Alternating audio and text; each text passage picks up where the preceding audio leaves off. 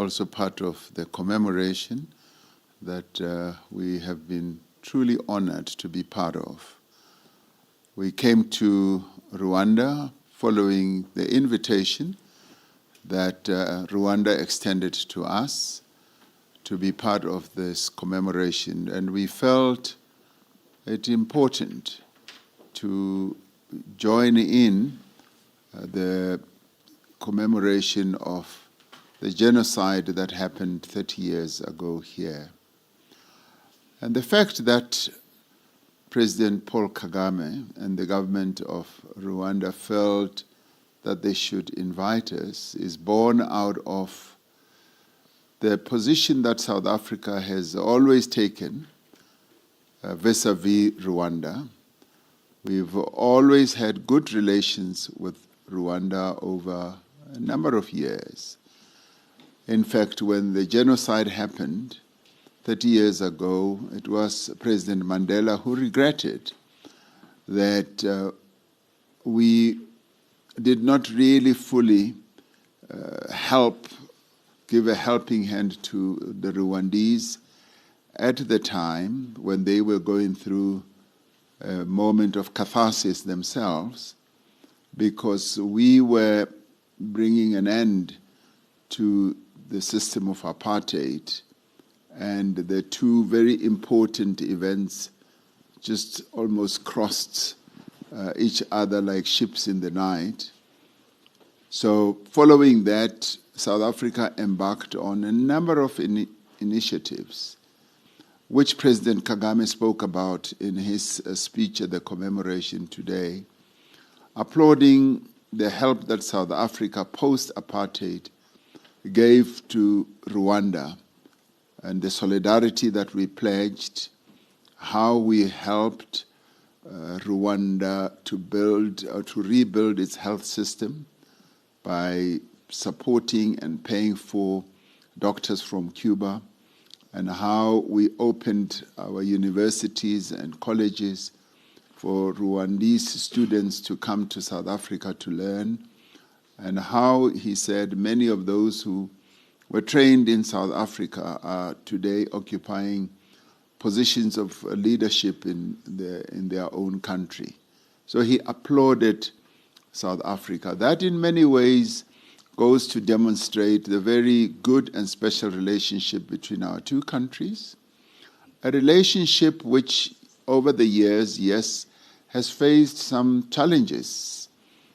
He and I, from the time I became president, have always sought to find ways of straightening out the wrinkles in our relationship. And last night I had an extensive discussion with him about how we can refashion our relationship and on a bilateral basis deal with some of the issues that have to do with visas, that have to do with travel. And we believe that we are definitely going to get on the way of rekindling and rebuilding that relationship. I say rekindling because it is a relationship that is in existence. And like relationships between countries, sometimes they face challenges and they wrinkle up. And so those wrinkles will be straightened out. Yes, we did speak about the challenges that are prevailing now as a result of the situation in the eastern part of the DRC, and how both countries, in fact, how the region, SADC, can work towards installing peace. We all agreed that peace was an essential component of fostering the development of this part of the continent, and that in doing so, we should bring the conflicts that are happening in the eastern part of the DRC to an end. And also, whatever actions that are going on to also destabilize Rwanda through the incursions of the FDLR.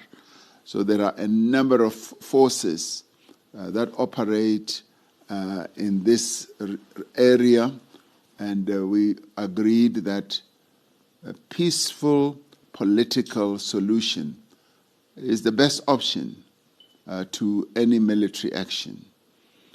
And beyond discussing with President Kagame, I also had a number of discussions with a number of other leaders.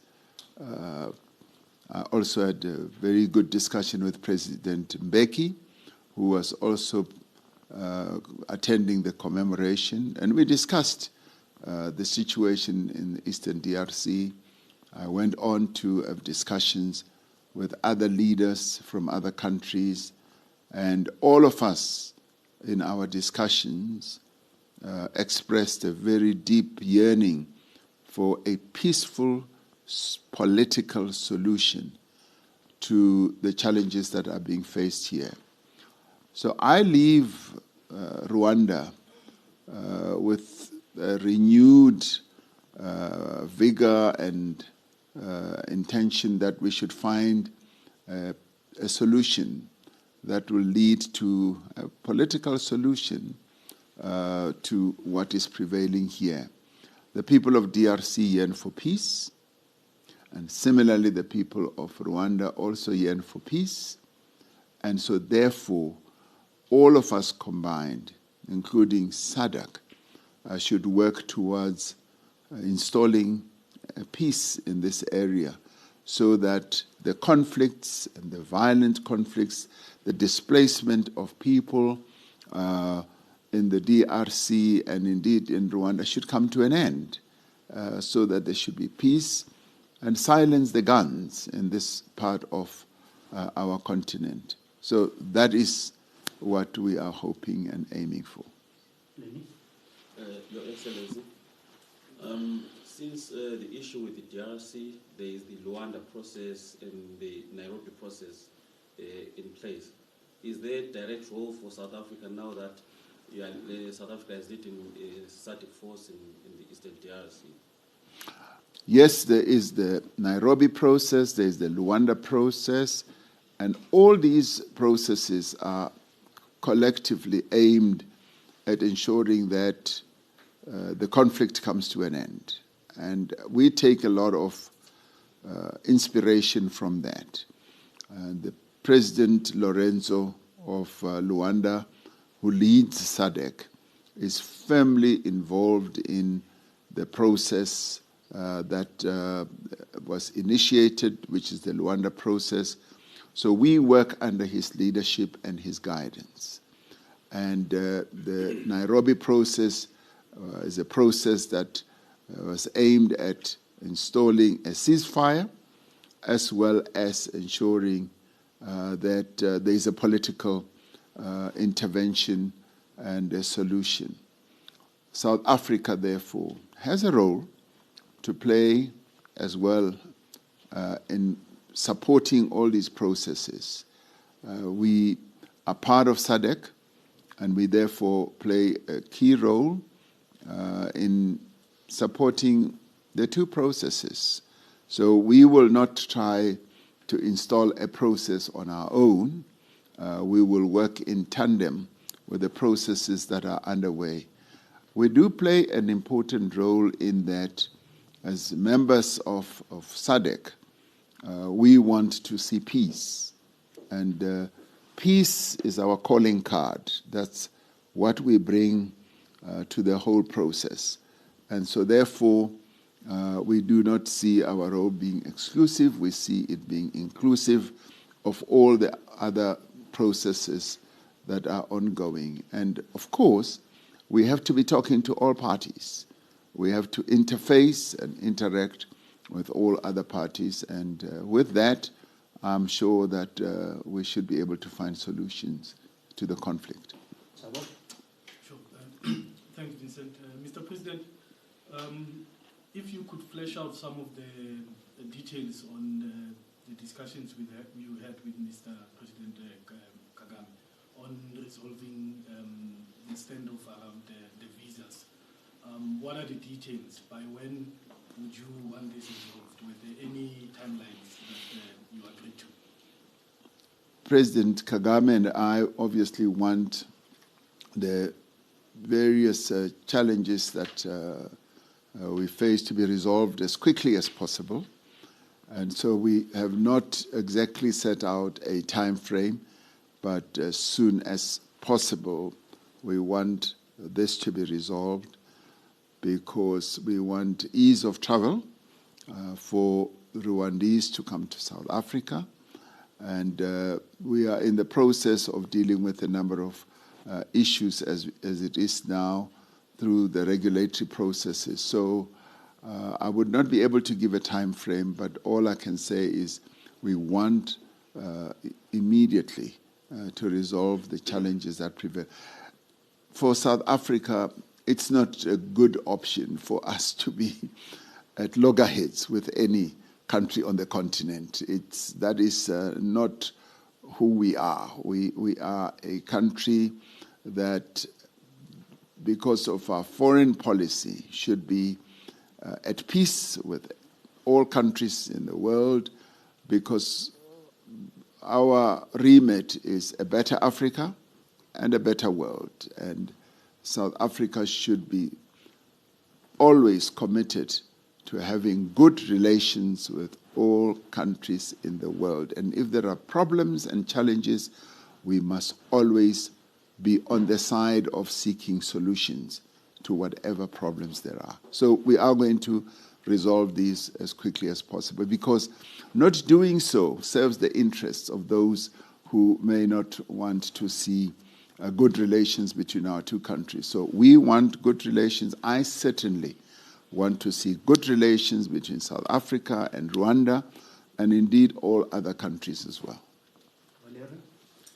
Mr. President, let me say, you were saying that Rwanda is rebuilding itself after 10 Yes. years. Let me do a parallel with South Africa, if it's possible. 10 years after apartheid, the next election, maybe ANC will lose its majority for the first time. This can be a very big change for your country. What's your opinion on that? Well, the two countries have like similarities. Rwanda rebuilding itself, and it's 30 years that they've been at it, and we have been at it for 30 years, and we've seen tremendous progress. In our own country, the South Africa that we live in today is vastly different from the South Africa that we had in 1994.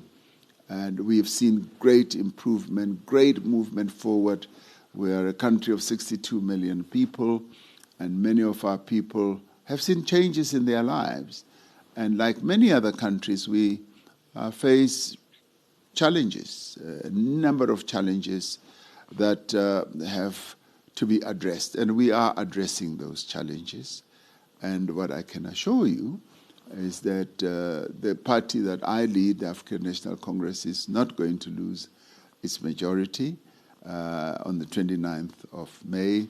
Many South Africans still love the African National Congress, and indeed I am brimming with confidence that we are going to do well in the elections. So watch this space, my dear friend. Okay, thank you so much, Mr. President. Colleagues, thank you so much. That's a wrap. Thank you. That was President Cyril Ramaphosa speaking to the media here in